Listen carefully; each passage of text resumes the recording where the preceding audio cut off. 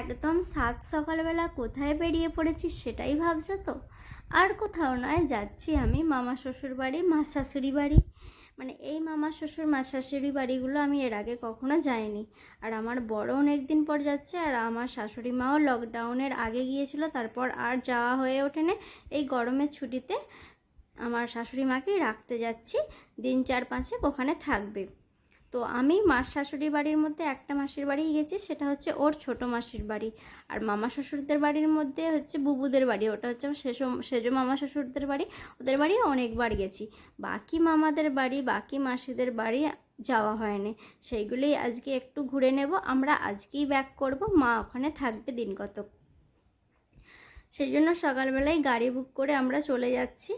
আর একবার চণ্ডীতলায় নামবো, ওখানে বুবুদের সঙ্গে একটু মিট আপ করবো, কারণ গাছের কিছু কাঁঠাল পাঠানো হয়েছে, সেগুলো দিয়ে দেব। তারপরে ওখান থেকে চলে যাব আর একটা মাসির বাড়ি, যেখানে আমি আগে কখনো যাইনি। এই ফার্স্ট টাইম যাব মাসির ফ্ল্যাটে। বুবুদের সঙ্গে দেখা হয়ে গেছে, মামার সাথেও দেখা হয়ে গেছে।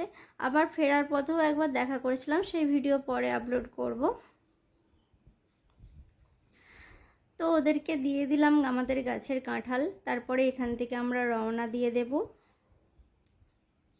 তো অনেক দিন পর যাচ্ছি, আমি তো ফার্স্ট টাইম যাচ্ছি, মা আর ও অনেক দিন পর যাচ্ছে। তো ওদের মধ্যে একটা, অনেক বছর পর যাচ্ছে, ওদের মধ্যে একটা এক্সাইটমেন্ট কাজ করছে। আর আমার তো এমনি ঘুরতে ভালো লাগে, সব জায়গা যেতে ভালো লাগে, নতুন নতুন কিছু এক্সপেরিমেন্ট করতে ভালো লাগে।